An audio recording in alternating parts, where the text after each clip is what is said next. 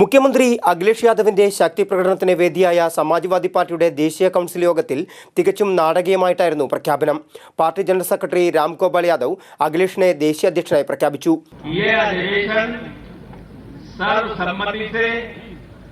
उत्तर प्रदेश के माननीय मुख्यमंत्री श्री अखिलेश यादव जी को समाजवादी पार्टी का अध्यक्ष राष्ट्रीय अध्यक्ष चुनता है.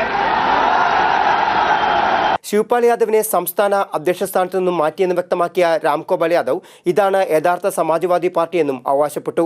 മുലായം സിംഗ് യാദവിനെ മാർഗനിർദ്ദേശകനാക്കാനും ശിവപാൽ യാദവിനെയും അമർ സിംഗിനെയും പാർട്ടിയിൽ നിന്നും പുറത്താക്കാനും യോഗം ശുപാർശ ചെയ്തു.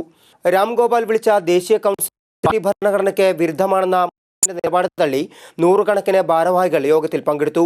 അധ്യക്ഷ പദവി ഏറ്റെടുത്ത് സംസാരിച്ച അഖിലേഷ് യാദവ് ശിവപാൽ യാദവിനെതിരെ രൂക്ഷ വിമർശനം നടത്തി.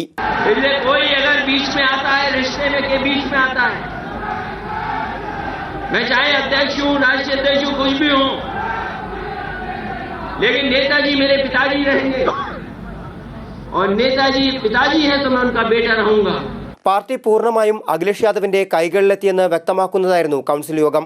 അതേസമയം പുതിയ സംഭവവികാസങ്ങളിൽ മുലായവും ശിവപാൽ യാദവും പ്രതികരിച്ചിട്ടില്ല. മാതൃഭൂമി ന്യൂസ്, ഡൽഹി.